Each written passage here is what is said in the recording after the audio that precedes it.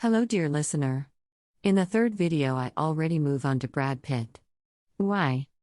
To give an impression of how TERLUSOLLOGY can be used to view people's breathing. Even if you do not know these people personally. The TERLUSOLLOGY looks at the strength of the influence of the sun and the full moon on the earth at the time of the birth of a human being. Brad Pitt was born on 18th of December 63. The free online calculation tells me that he had an influence of 16% of the moon and 1% of the sun. 3 days before the winter solstice, the Earth had only 1% of the possible influence of the sun.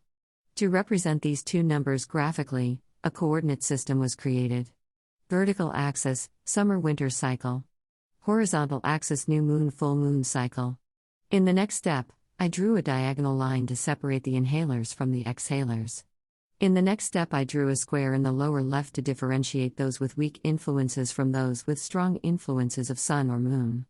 More on this later. Finally, it was very easy to position Brad Pitt here. 16% to the right because of the moon, 1% upwards because of the sun.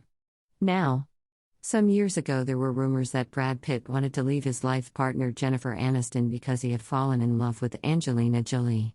For fun, I created a TERLUSOLLOGICAL calculation and a graphical illustration of this calculation. Next, I calculated the breathing type of Jennifer Aniston. She was born on February 11, 1969.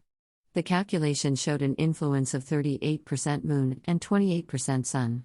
Now I also entered her into the coordinate system. Now I could conclude both people are inhalers. In addition, both people are in the group of the people with the low influences of sun and moon. This made me suspect a great similarity.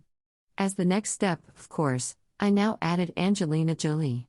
She was born on June 4, 1975.